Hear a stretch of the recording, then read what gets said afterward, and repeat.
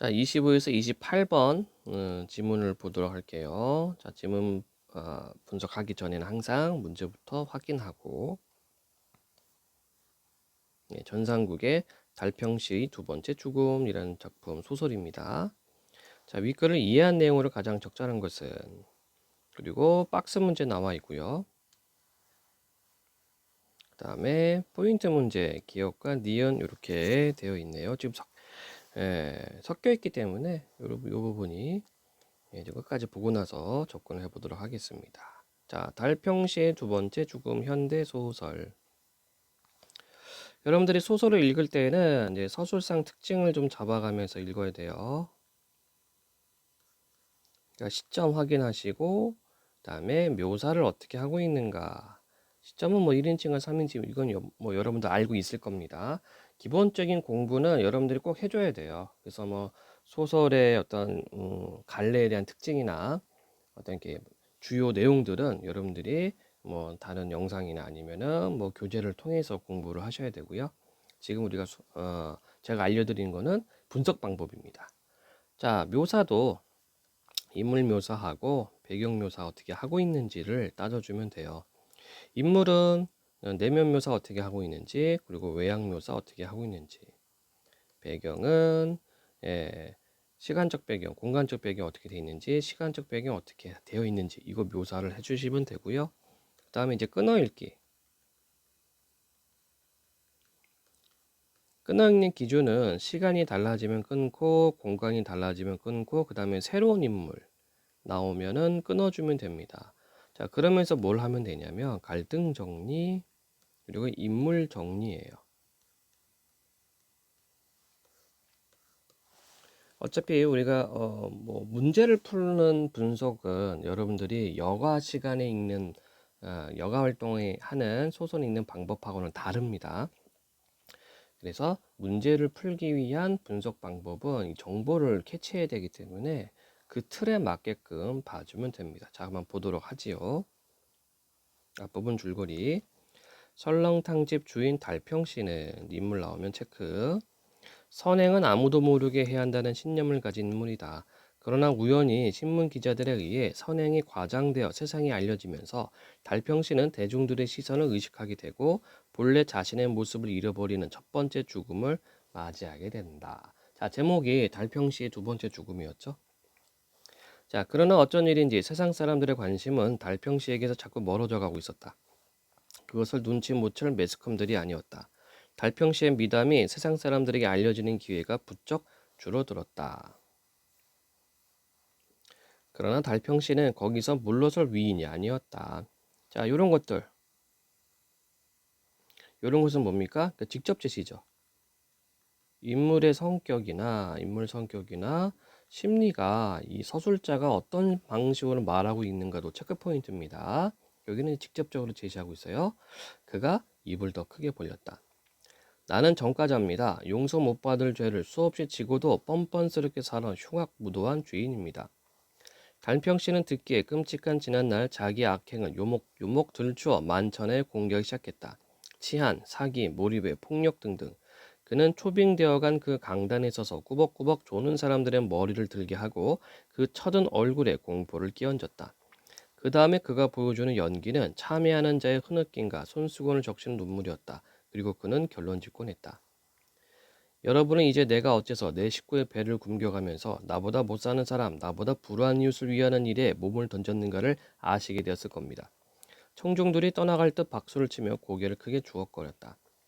어머니, 그게 사실입니까? 아버지가 신문에 난 것처럼 그렇게 나쁜 죄를 많이 진 분입니까? 자, 여긴 좀 끊어갈게요. 예, 상황이 달라졌죠? 자, 그래서 윗부분은 지금 어떤 상황이었습니까? 달평 씨가 자기 자신의 선행이, 그쵸?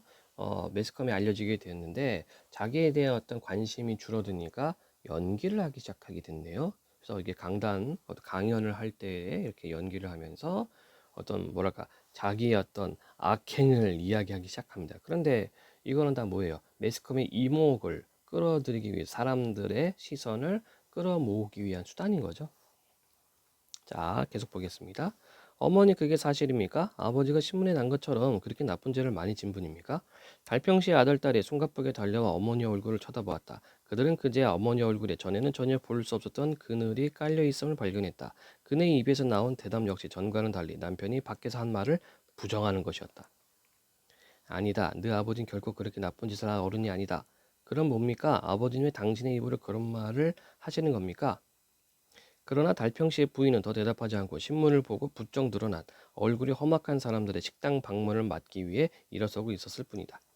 어떻든 달평씨의 그러한 폭탄 선언으로 인해 세상 사람들은 다시 달평씨를 입에 올리기 시작했던 것이다. 얼굴이 험악하게 생긴 사람들이 찾아와 손을 벌리기 시작했고 그들이 만든 무슨 친선단체 회장직 감투가 여지없이 달평씨에게 씌워지기도 했다. 자, 그럼 이게 무슨 뜻이에요? 얼굴이 험악한 사람들. 뭐 도와달라고 좀 뭐 돈 달라고 오는 거죠. 그쵸? 그러니까 지금 달평씨가 계속해서 선행을 하고 있잖아요. 그치? 근데 진짜로 처음에 선행을 할 때는 남 모르게 했단 말이야. 그런데 매스컴에 알려주고 나서 달평씨가 변했죠. 예, 그 사람들의 어떤 주목과 시선을 계속 이렇게 받기를 원하고 있습니다.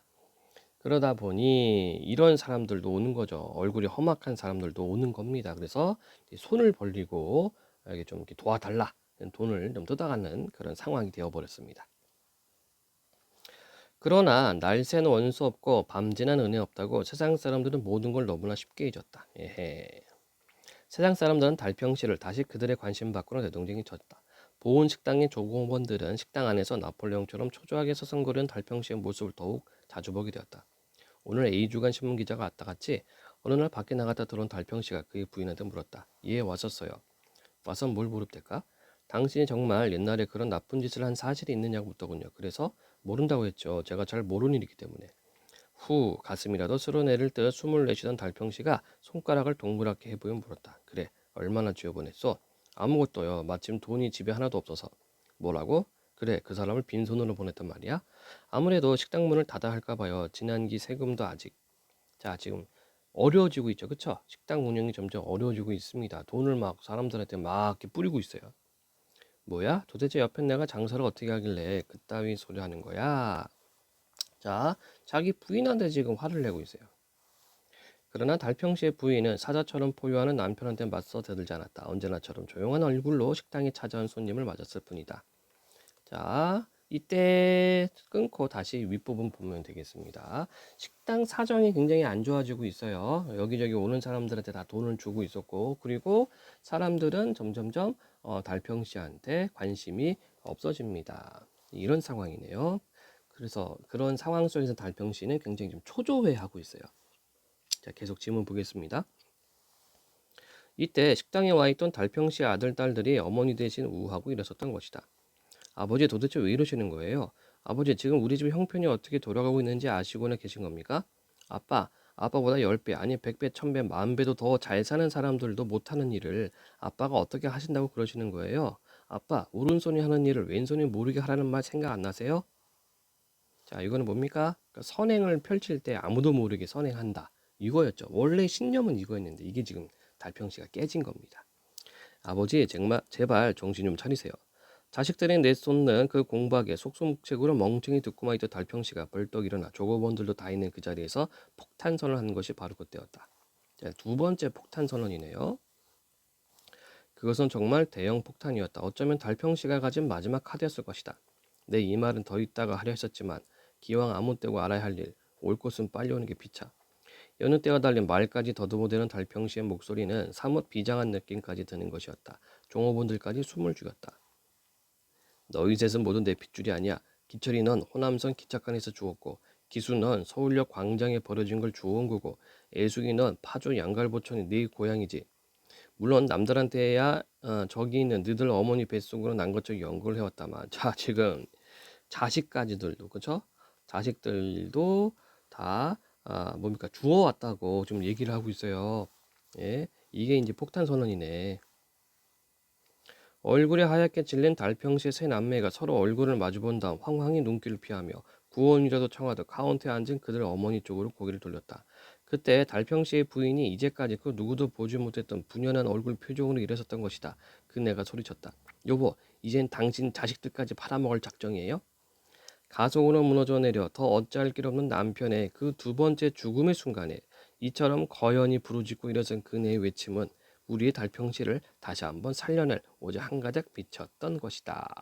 자, 그래서 결국은 아내가 참다 못해서 한 소리 했습니다. 자식들까지 다 팔아먹을 거냐고.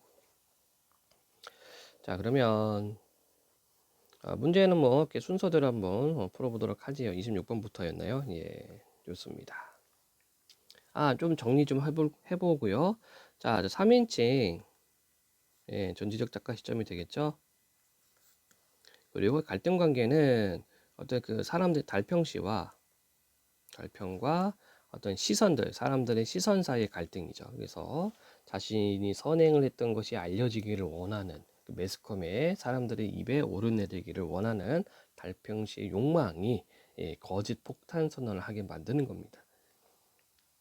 자, 26번 내용으로 가장 적절한 것은 청중들은 달평시의 강연을 듣고 나서 심드렁해했다. 아니죠? 감동했습니다. 달평시 아들, 딸은 어머니의 발언으로 인해 아버지를 이해 못하죠. 그리고 어머니 발언한 적이 없죠. 맨 끝부분에는 남아 있습니다. 종업원들은 달평시에게 경제적 어려움을 호소하며 종업원들이 아니라 아들, 딸. 달평시는 A 주간 신문 기자를 만나 새로운 소식을 알릴 수 있었다 만나지 못했어요. 달평시의 부인은 어려워진 식당 운영에 대해 화를 내는 남편에게 맞서 대들지 않았죠.